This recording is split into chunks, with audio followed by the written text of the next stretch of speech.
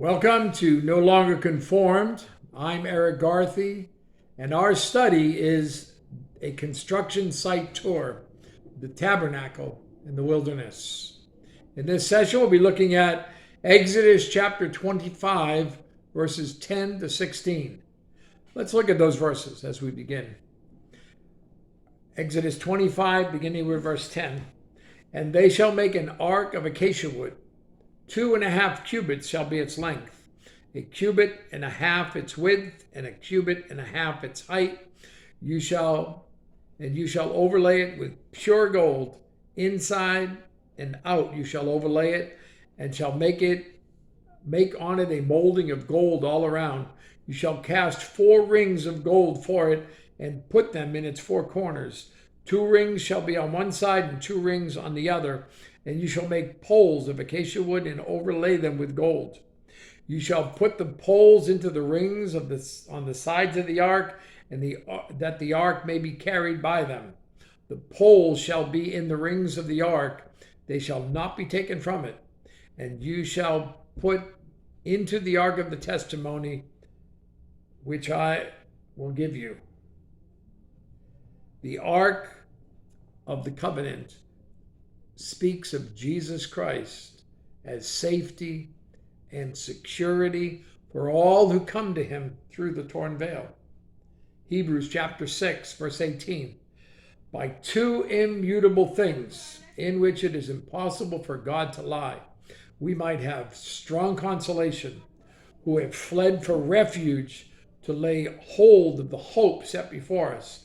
This hope we have as an anchor of the soul, both sure and steadfast, and which enters the presence behind the veil, where the forerunner has entered for us, even Jesus, having become the high priest forever, according to the order of Melchizedek.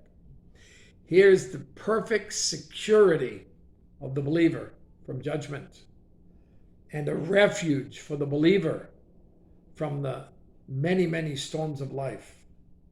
It's kind of like flying above the storms in an airplane. When you take off, and if there's some kind of a rainstorm or something going on, you deal with that, and you deal with that, and then as you ascend, you pass through the clouds, and then it's the sun and blue sky. That's the picture there. Getting past all the storms, flying above the storms of life in perfect security, in perfect refuge in Christ. You know, there's 3 arks in the Bible. Let's just stop and digress to that for a moment. There's first the Ark of Noah.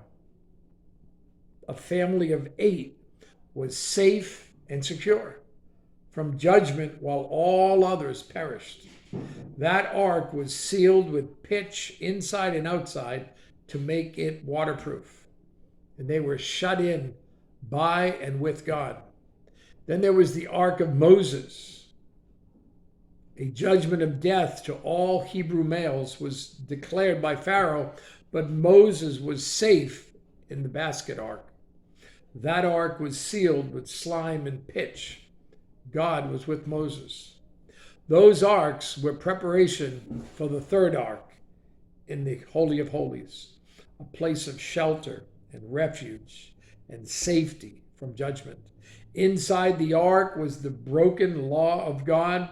Above the ark was the blood-stained mercy seat, safe from the death penalty for sin by the law, and secure by the blood of Christ in God's mercy. Exodus chapter 25 and verse 11, and you shall overlay it with pure gold, inside and out. You shall overlay it, and shall make on it a molding of gold all around. There was a crown of gold molding around the top of the Ark of the Covenant. And by the way, who wears a crown? A king. Here's the type of Jesus Christ in the office of our King. There's 3 offices of our Lord: Jesus as prophet, bearing God's message to man.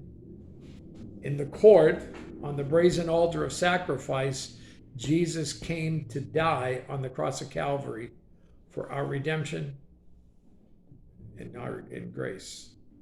Jesus as priest, interceding for the believers. In the holy place before the altar of incense, Jesus is in heaven now interceding for those who are saved, our eternal security. And Jesus as king, absolute sovereign for man to obey. In the Holy of Holies, alone in the Ark of the Covenant, this is the goal of the Christian life, spiritual maturity. The tabernacle in the wilderness had 3 compartments, yet was one. The outer court, the place of sacrifice, the inner court, the place of worship, and the innermost room, the place of communion with God. God wants to dwell in a building of 3 rooms, the temple of the Holy Spirit, the body of the believer, the outer court, the only visible part, the place of sacrifice. Romans chapter 12, verses 1 and 2. I beseech you, therefore, brethren, by the mercies of God, that you present your bodies a living sacrifice, holy, acceptable to God, which is your reasonable service. And do not be conformed to this world, but be transformed by the renewing of your mind, that you may prove what is that good and acceptable and perfect will of God.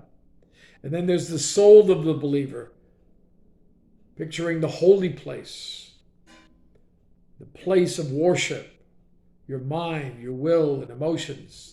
Mary declared in Luke chapter 1 and verse 46, my soul magnifies the Lord.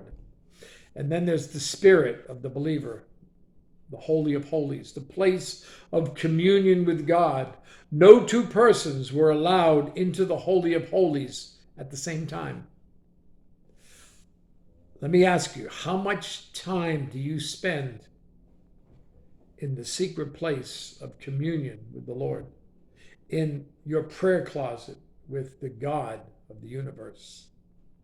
It shows in your life, even if you don't think so.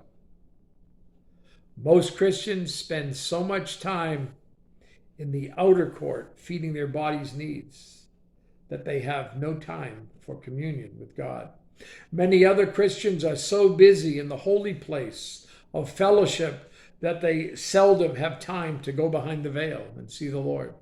And yet, the power, the victory, and the reward are gained in the Holy of Holies. Hebrews chapter 4 and verse 16. Let us therefore come boldly to the throne of grace, that we may obtain mercy and find grace to help in time of need. Listen, no time with God, your worship will be empty. Your life will be worldly and carnal. You think about that, and you have a great day.